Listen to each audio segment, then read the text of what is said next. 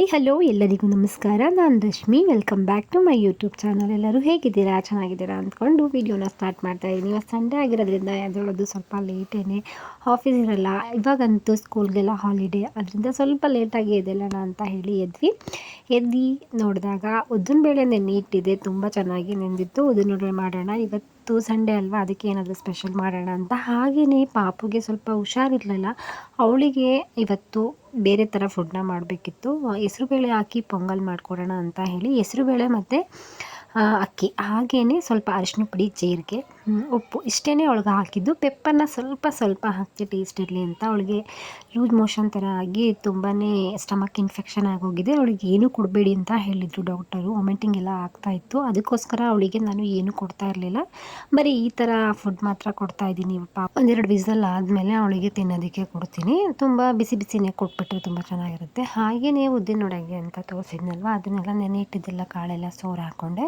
Next ನಾವು ಪೊಂಗಲ್ನ ಮಾಡ್ಕೊಳ್ಳೋಣ. ಉದ್ದಿನವಡೆ ಪೊಂಗಲ್ ತುಂಬಾ ಚೆನ್ನಾಗಿರುತ್ತೆ ಅಂತ ಹೇಳಿ ಒಲೆ ಮೇಲೆ ಕುಕ್ಕರ್ನ ಇಟ್ಟು ಅದಕ್ಕೆ ಒಂದೆರಡು ಸ್ಪೂನ್ ಆಯಿಲ್ನ ಹಾಕಿ, ನೆಕ್ಸ್ಟ್ ಇದಕ್ಕೆ ಜೀರಿಗೆ, ಸಾಸಿವೆ ಇದನ್ನೆಲ್ಲ ಹಾಕಿ ಫ್ರೈ ಮಾಡ್ಕೊತಾ ಇದ್ದೀನಿ. ಸಂಡೇ ಆಗಿರೋದ್ರಿಂದ ಸ್ಪೆಷಲಾಗಿ ಏನಾದರೂ ಅಡುಗೆ ಮಾಡ್ಕೊಂಡು ತಿಂದರೆ ಚೆನ್ನಾಗಿರುತ್ತೆ. ಎವ್ರಿ ಸಂಡೇ ಅಷ್ಟೇ ನಮ್ಮನೆ ಏನಾದರೂ ಸ್ಪೆಷಲ್ಲಾಗಿ ಮಾಡ್ಕೊತೀನಿ.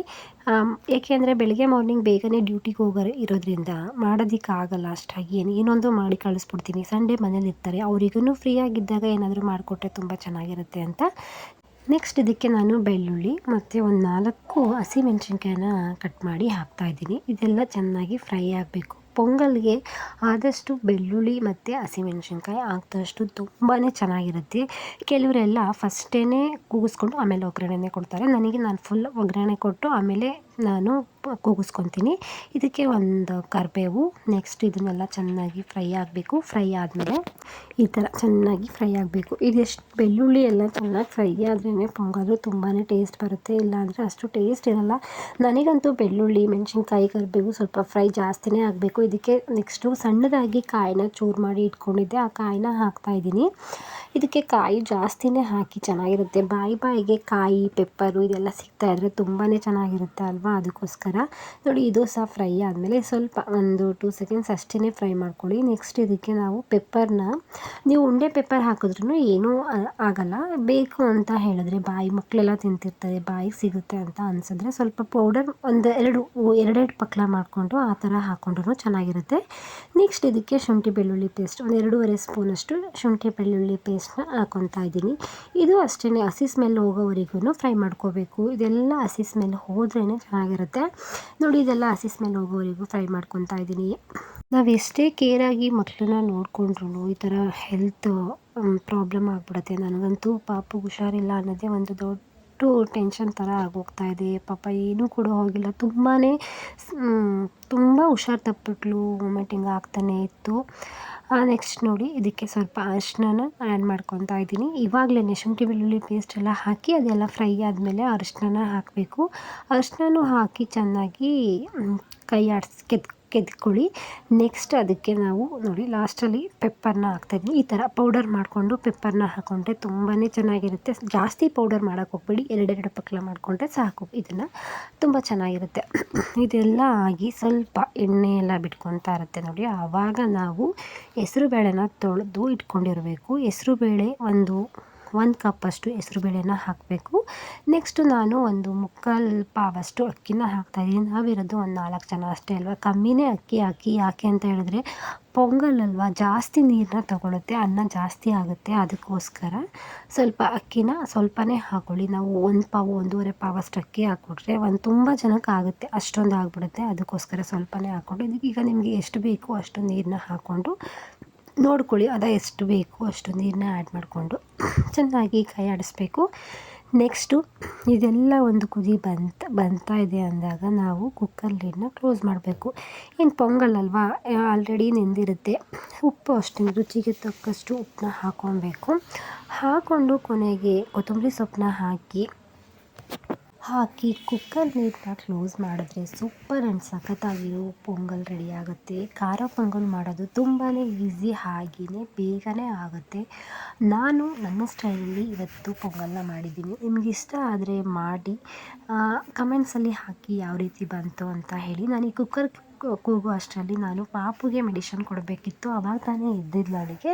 ಊಟಕ್ಕಿಂತ ಮುಂಚೆ ಒಂದು ಟ್ಯಾಬ್ಲೆಟ್ಸ್ನ ಕೊಡಬೇಕಿತ್ತು. ಅದನ್ನು ನೀರೊಳಗಡೆ ನೆನೆ ಹಾಕಿ ಕುಡಿಸ್ಬಿಡೋಣ ಅಂತ ಹೇಳಿ ನೋಡಿ ಎಷ್ಟೊಂದೆಲ್ಲ ಮೆಡಿಷನ್ ಕೊಟ್ಟಿದ್ದಾರೆ. ಮಕ್ಕಳನ್ನ ಆದಷ್ಟು ಹುಷಾರಾಗಿ ನೋಡ್ಕೊಬೇಕು. ಸ್ವಲ್ಪ ಹುಷಾರು ತಪ್ಪಿದ್ರೂ ಹಾಸ್ಪಿಟಲ್ಗೆ ಕರ್ಕೊಂಡೋಗಿ. ಇವಾಗಂತೂ ತುಂಬ ವೆದರ್ ಚೇಂಜ್ ಇರೋದ್ರಿಂದ, ಅಂದರೆ ಇವಾಗೆಲ್ಲ ತುಂಬ ಬಿಸಿಲಿದೆ ಅಲ್ವಾ, ಬಿಸಿಲಿಗೆ ಲೂಸ್ ಮೋಷನ್ನು, ವಾಮಿಟಿಂಗ್ ಅದು ಆಗ್ತಾನೇ ಇದೆ. ಆದಷ್ಟು ಅವಾಗವಾಗ ನೀರನ್ನ ಕೊಡ್ತಾಯಿರಿ ಮಕ್ಕಳಿಗೆ. ಮತ್ತು ಎಳ್ನೀರು ಈ ಥರ ಲಿಕ್ವಿಡ್ ಆಗಿರೋದನ್ನೇ ಕೊಡ್ತಾ ಇರಬೇಕು ಮಕ್ಕಳಿಗೆ. ನೋಡಿ ಪೊಂಗಲ್ ರೆಡಿಯಾಗಿದೆ ಅವಳಿಗೆ. ಎಲ್ಲ ಚೆನ್ನಾಗಿ ಬೆಂದಿದೆ. ಸ್ವಲ್ಪ ಅಕ್ಕಕ್ಕಿ ಥರ ಇದ್ರೂ ಇವಾಗ ಸ್ವಲ್ಪ ಗಟ್ಟಿ ತಿನ್ನಿಸ್ಬಾರ್ದಲ್ವಾ, ಅದಕ್ಕೆ ಸ್ವಲ್ಪ ತೆಳು ಥರನೇ ಮಾಡಿಕೊಟ್ಟಿದ್ದೀನಿ ಪಾಪುಗೆ. ಇದನ್ನು ಹಾಕ್ಕೊಂಡು ಬಿಸಿ ಬಿಸಿ ಇದ್ದಾಗಲೇ ತಿನ್ನಿಸ್ಬಿಡೋಣ ಅಂತ ಹೇಳಿ. ಆಲ್ರೆಡಿ ಅವಳು 15 ಮಿನಿಟ್ಸ್ ಆಯಿತು ಟ್ಯಾಬ್ಲೆಟ್ಸ್ ಎಲ್ಲ ತೊಗೊಂಡು. ನಾನು ಕುಕ್ಕರ್ ಕೂಗಕ್ಕೆ ಇಟ್ಟಾಗಲೇ ಅವಳಿಗೆ ಮೆಡಿಷನ್ ಕೊಟ್ಟಿದ್ದೆ. ಅಷ್ಟರಲ್ಲಿ ಉದ್ದಿನವಡೆ ಮಾಡೋಕ್ಕೆ ಅಂತ ರೆಡಿ ಮಾಡ್ಕೊಂಡಿದ್ದೀನಿ ಅಲ್ವಾ. ಉದ್ದಿನವಡೆಗೆ ತುಂಬಾ ಚೆನ್ನಾಗಿ ನೆಂದಿತ್ತು. ಅದಕ್ಕೆ ನೋಡಿ ಒಂದು 3 ಹಸಿಮೆಣ್ಸಿನ್ಕಾಯಿ ಹಾಕ್ಕೊತಾ ಇದ್ದೀನಿ. ನೆಕ್ಸ್ಟ್ ಇದಕ್ಕೆ ಉಪ್ಪನ್ನ ಹಾಕ್ಕೊಂಡ್ಬಿಡ್ತೀನಿ ಆಡಿಸ್ಬೇಕಾದ್ರೆ. ಯಾಕೆಂದರೆ ರುಬ್ಬೇಕಾದ್ರೇ ಉಪ್ಪನ್ನ ಹಾಕ್ಕೊಂಡ್ರೆ ನಾವು ನೀರು ಹಾಕಲ್ಲ ಅಲ್ವಾ, ಈಸಿಯಾಗಿ ರುಬ್ಕೊಬೋದು. ಅದಕ್ಕೆ 1 ಸ್ಪೂನು ಉಪ್ಪನ್ನ ಹಾಕ್ಕೊಂಡು ಇದಕ್ಕೆ 1 ಇಂಚಷ್ಟು ಶುಂಠಿನ ಹಾಕ್ಕೊತಾ ಇದ್ದೀನಿ. ನಾವು ರುಬ್ಬೇಕಾದ್ರೇ ಶುಂಠಿ, ಉಪ್ಪು ಮತ್ತು ಮೆಣಸಿನ್ಕಾಯಿ ಇದನ್ನು ಹಾಕ್ಕೊಂಡು ರುಬ್ಬಿದ್ರೆ ತುಂಬಾ ಟೇಸ್ಟ್ ಇರುತ್ತೆ. ಆಮೇಲೆ ನಾವು ಮೆಣಸಿನ್ಕಾಯಿ ಈ ಥರ ಏನು ಖಾರ ಹಾಕಲ್ಲ ಅಲ್ವಾ, ಅದಕ್ಕೋಸ್ಕರ ಫಸ್ಟೇ ನಾವು ರುಬ್ಬೇಕಾದ್ರೆ ಮೆಣಸಿನ್ಕಾಯಿನ ಹಾಕ್ಕೊಬೇಕು. ಇದೆಲ್ಲ ಆದಮೇಲೆ ಚೆನ್ನಾಗಿ ಪೇಸ್ಟ್ ಮಾಡ್ಕೊಂಬರಬೇಕು. ನೋಡಿ ಈ ಥರ ತುಂಬಾ ಗಟ್ಟಿ ಇರುತ್ತೆ, ಯಾವುದೇ ನೀರು ಹಾಕಲ್ಲ ಅಲ್ವಾ, ಅದಕ್ಕೋಸ್ಕರ ಈ ಥರ ಇರಬೇಕು. ಇದನ್ನೆಲ್ಲ ಒಂದು ಬೌಲ್ಗೆ ತೊಗೊಂಡು ನೆಕ್ಸ್ಟ್ ಇದಕ್ಕೆ ನಾವು ಏನೇನು ಹಾಕ್ತಾಯಿದ್ದೀನಿ ಅಂದರೆ ನೋಡಿ, 1 ನೈಟ್ ಫುಲ್ಲು ನೆನೆಸಿರಬೇಕು. ಉದ್ದಿನಬೇಳೆನ ನೆನೆಸಿದ್ರೆ ಉಬ್ಬಿಕೊಂಡು ಚೆನ್ನಾಗಿ ಬರುತ್ತೆ. ಉದ್ದಿನವಡೆ ಅಂತೂ ಸಖತ್ತಾಗಿರುತ್ತೆ. ತುಂಬ ಈಸಿನೂ ಮಾಡೋದಕ್ಕೆ. ಇವಾಗ ಇದಕ್ಕೆ ಪೆಪ್ಪರ್ನ ಒಂದೊಂದು ಪೀಸ್ ಮಾಡ್ಕೊಂಡಿದ್ದೀನಿ. ಯಾಕೆಂದರೆ ಉಂಡುಂಡೆ ಹಾಕಿದ್ರೆ ಸಿಡಿಯೋ ಚಾನ್ಸಸ್ ಇರುತ್ತೆ. ಅದಕ್ಕೆ ಅದನ್ನೇ 2 ಇಟ್ಕಳ ಮಾಡ್ಕೊಂಡು ಹಾಕ್ತಾಯಿದ್ದೀನಿ. ಹಾಗೆಯೇ ಕರಿಬೇವು ಮತ್ತು ಕೊತ್ತಂಬರಿ ಸೊಪ್ಪು. ನೆಕ್ಸ್ಟು ಅದಕ್ಕೆ ಕಾಯಿ ಚೂರು ಇದನ್ನು ಹಾಕ್ಕೊತಾ ಇದ್ದೀನಿ. ನಮ್ಮ ಮನೆಯವ್ರಿಗೆ ಕಾಯಿ ಹಾಕೋದು ತುಂಬಾ ಇಷ್ಟ. ಬಾಯಿಗೆ ಸಿಕ್ಕಿದ್ರೆ ಉದ್ದಿನವಡೆ ಜೊತೆ ತುಂಬಾ ಚೆನ್ನಾಗಿರುತ್ತೆ ಅಂತ ಹೇಳಿ ಹಾಕಿಸ್ಕೊತಾರೆ. ಅದಕ್ಕೋಸ್ಕರ ನಾನು ಕಾಯಿನ ಹಾಕ್ಕೊತಾ ಇದ್ದೀನಿ. ಆದಷ್ಟು ಸಣ್ಣ ಸಣ್ಣ ಪೀಸಾಗಿ ಕಟ್ ಮಾಡ್ಕೊಳ್ಳಿ, ತುಂಬಾ ಚೆನ್ನಾಗಿರುತ್ತೆ. ನೆಕ್ಸ್ಟ್ ಇದಕ್ಕೆ ನಾವು ಬೇಕು ಅಂತ ಹೇಳಿದ್ರೆ 1 ಚಿಟಿಕೆಯಷ್ಟು ಸೋಡಾ, ಹಾಗೆಯೇ 2 ಸ್ಪೂನಷ್ಟು ಅಕ್ಕಿ ಹಿಟ್ಟನ್ನ ಹಾಕ್ಕೊಳ್ಳಿ. ಅದರಿಂದ ತುಂಬಾ ಚೆನ್ನಾಗಿ ಗರಿಗರಿಯಾಗಿ ಬರುತ್ತೆ ವಡೆ. ಸಖತ್ತಾಗಿರುತ್ತೆ ವಡೆ ಅಂತೂ, ತುಂಬ ಚೆನ್ನಾಗಿರುತ್ತೆ. ನೋಡಿ ಈ ಥರ ಮಾಡಿಕೊಂಡ್ರೆ ಅಷ್ಟು ಚೆನ್ನಾಗಲ್ಲ ಉದ್ದಿನವಡೆಗೆ. ಅದಕ್ಕೋಸ್ಕರ ನಾನು ಕೈಯಲ್ಲೇ ಮಿಕ್ಸ್ ಮಾಡ್ಕೊಳ್ಳೋಣ ಅಂತ ಹೇಳಿ ಕೈಯಲ್ಲೇ ಮಿಕ್ಸ್ ಮಾಡ್ಕೊತಾ ಇದ್ದೀನಿ.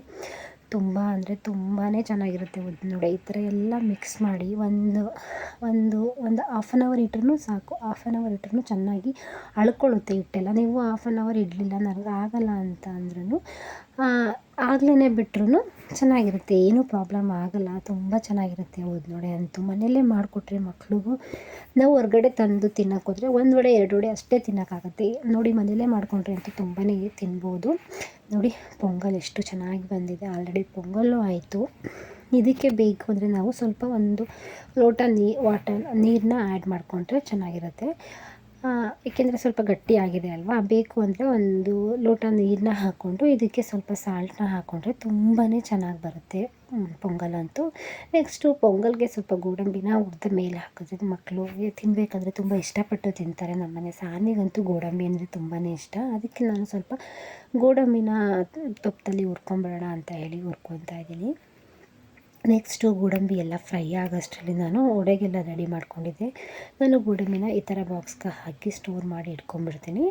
ತುಂಬ ದಿನ ಸ್ಟೋರ್ ಮಾಡಿಟ್ರೂ ತುಂಬಾ ಚೆನ್ನಾಗಿರುತ್ತೆ.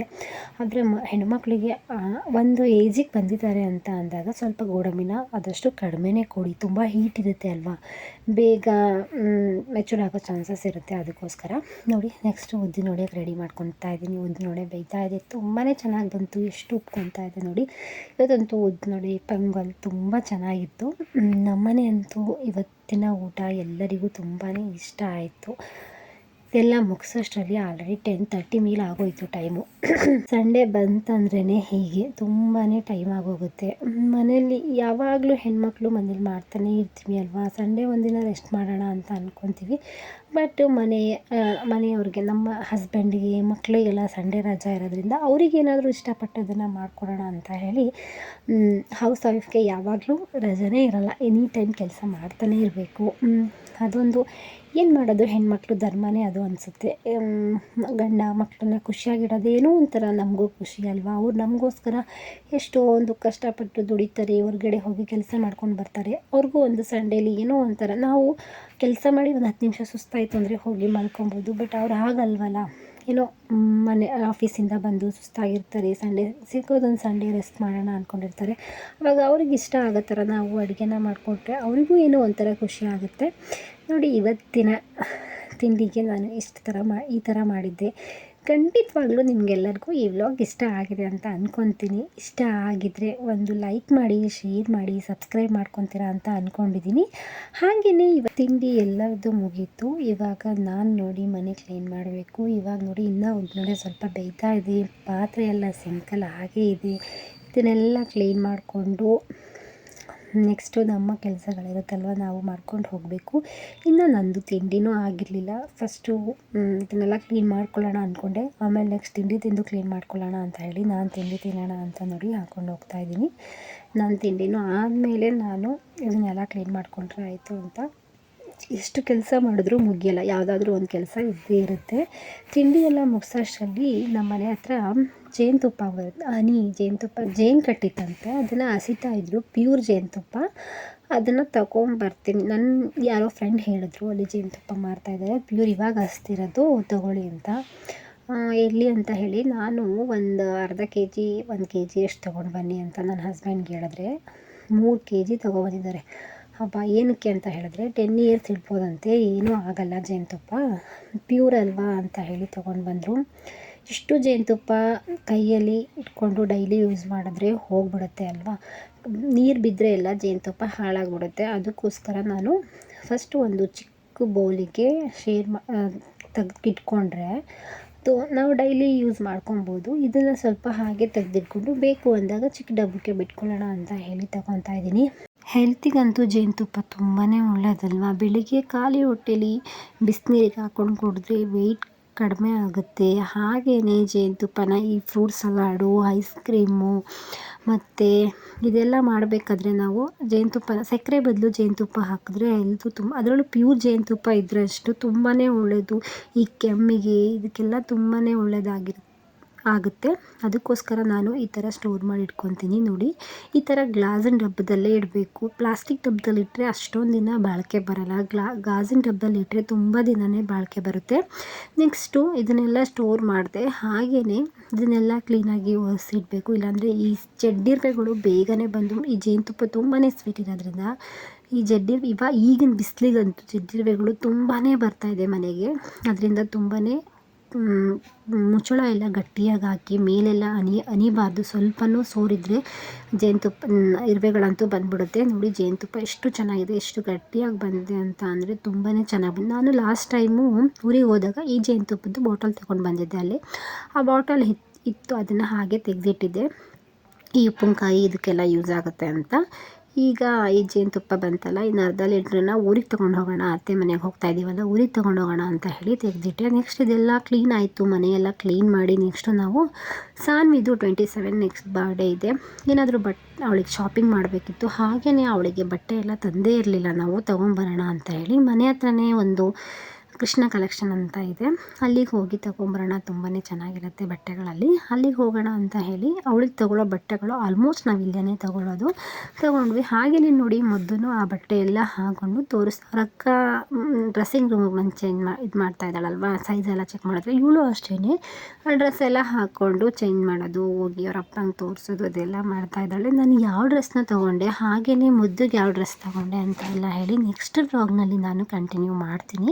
ನೆಕ್ಸ್ಟು ಶಾಪಿಂಗ್ ಎಲ್ಲ ಮುಗಿಸ್ಕೊಂಡು ಮನೆಗೆ ಬಂದಮೇಲೆ ಆಲ್ರೆಡಿ 5 o'clock ಇತ್ತು. ಮನೇಲಿ ದೀಪ ಎಲ್ಲ ಹಚ್ಚಿ ನೆಕ್ಸ್ಟು ಇವತ್ತು ನಾಟಿ ಕೋಳಿ ಸಾಂಬಾರನ್ನ ಮಾಡಿಬಿಡೋಣ. ತುಂಬ ದಿನ ಆಗಿದೆ ನಾಟಿ ಕೋಳಿ ಸಾಂಬಾರು ತಿಂದೇ ಇರಲಿಲ್ಲ ಅಂತ ಹೇಳಿ ನನ್ನ ಹಸ್ಬೆಂಡು ಮತ್ತು ಸಾನ್ವಿ ಹೋಗಿ ನಾಟಿ ಕೋಳಿನ ತೊಗೊಂಡು ಬಂದರು. ಇದು ಪ್ಯೂರ್ ನಾಟಿ ಕೋಳಿ, ಇದ್ರದ್ದು ರೆಸಿಪಿನ ನಾನು ಆಲ್ರೆಡಿ ಅಪ್ಲೋಡ್ ಮಾಡಿದ್ದೀನಿ, ಹೋಗಿ ಚೆಕ್ ಮಾಡಿ. ಖಂಡಿತವಾಗ್ಲೂ ನಿಮಗೆಲ್ಲರಿಗೂ ಈ ರೆಸಿಪಿ ಇಷ್ಟ ಆಗುತ್ತೆ. ನಾಟಿ ಕೋಳಿ ಅಂದರೆ ನಮಗಂತೂ ಮನೇಲಿ ಎಲ್ಲರಿಗೂ ಇಷ್ಟ.